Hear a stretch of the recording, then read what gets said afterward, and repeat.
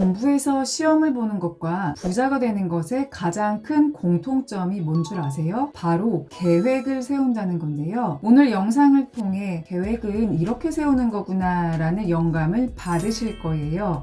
안녕하세요. 둥이변리사 둥변입니다. 2번 이상 둥이변리사가 읽은 책, 오늘의 두둥책은 지난번에 이어서 존 소포릭의 부자의 언어입니다. 이 책은 평범했지만 경제적 자유를 얻기까지 저자가 가지고 있었던 부에 대한 원칙을 정원사의 말을 빌려서 전달하고 있는데요. 주인공인 정원사가 주변 사람들과의 에피소드를 통해 정원을 가꾸면서 부를 이룬 것에 대해 소설로 풀고 있어요. 오늘은 저자가 말한 55가지의 부의 언어 중 39번째 언급된 융통성 있는 계획에서 받은 영감을 나누려고 해요. 이 부분은 주변 인물 중 지미와의 대화를 통해 진행되었는데요. 책 전반에 걸쳐 정원사는 자신의 부의 철학을 지미라는 아이에게 이야기하고 지미는 결국 정원사의 철학을 받아들여 자신의 삶을 변화시켜 나가게 됩니다. 여러분은 목표와 계획을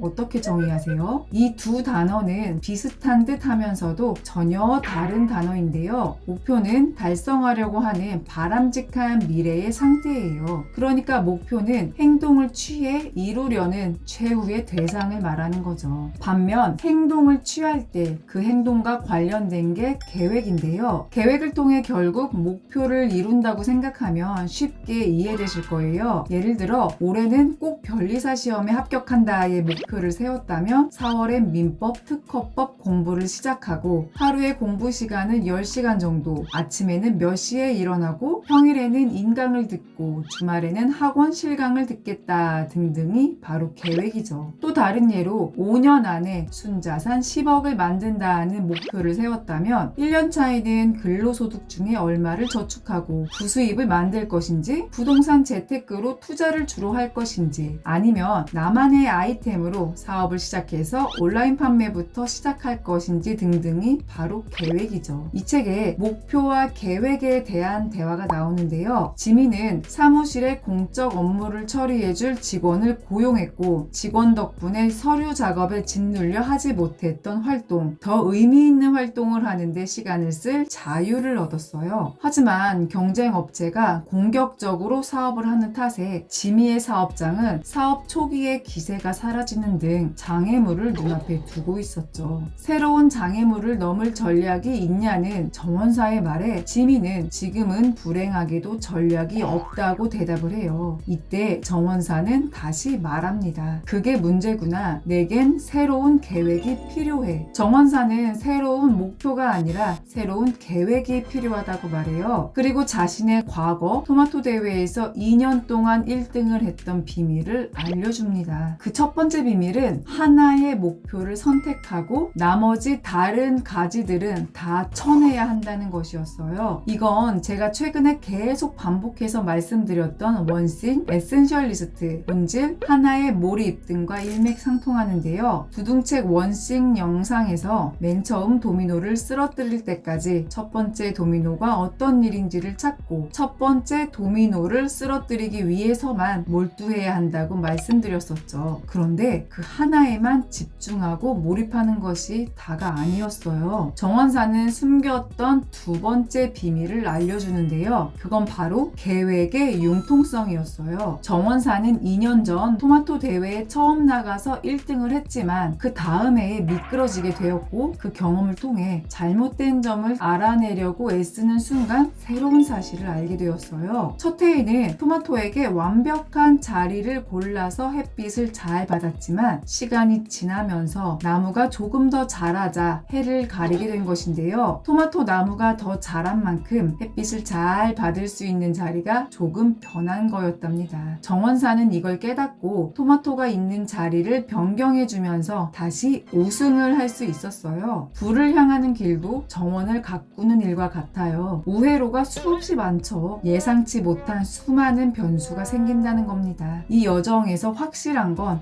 끊임없이 때에 맞게 계획을 짜야 한다는 것인데요. 저자가 말한 수정 계획이죠. 최종 목표는 고정시키고 융통성 있게 전략적인 계획, 수정 계획을 짜야 합니다. 이 부분을 읽으면서 이제는 10년도 더 전인 저의 변리사 수험 생활이 떠올랐는데요. 제가 앞서 공부하는 것과 부자가 되는 것은 목표를 정하고 계획을 세운다는 점이 가장 큰 공통점이라고 얘기했었잖아요. 그 당시 저의 목표는 단 하나, 2년 안에 시험 합격이 목표였어요. 29이라는 어찌 보면 늦었다면 늦은 나이에 선택했기에 무슨 수를 써서 최대한 빨리 합격하고 싶은 마음에 초반에는 계획을 무리하게 세웠어요. 4개의 법 과목을 매일 적정 시간 동안 꼭 공부를 하는 것이 계획이었는데 초반에는 조금씩 되는 것 같더니 중간부터 이게 너무 힘들어지더라고요. 이과생인 저에게 법 과목, 특히 민법은 외계어 같았고 공부량까지 너무 방대해서 하루에 민법을 5-6시간은 꼭 봐야 했어요. 그런데 민법만 오래 붙잡고 있으면 다른 과목들을 볼 시간이 부족해지고 민법 공부 시간을 줄여서 민법을 조금씩 보니 민법의 공부 효율성이 떨어지고 정말 멘붕 단계까지 왔었거든요. 그래서 계획을 다시 수정했답니다. 민법 시간은 5-6시간을 유지하고 나머지 3개의 법 과목은 유연하게 더하거나 빼면서 공부하는 걸로요. 꼭 매일 모든 과목을 봐야 한다는 기존의 계획을 융통성 있게 바꾸면서 좋은 결과로 연결된 것이었어요. 우리는 목표를 정하면서 계획도 같이 세우는 경우가 많아요. 그러면서 그 계획대로 쭉 가면 목표를 달성할 수 있다고 확신하죠. 그런데 그 계획대로 진행했을 때 조금이라도 장애물이 생기거나 힘들면 바로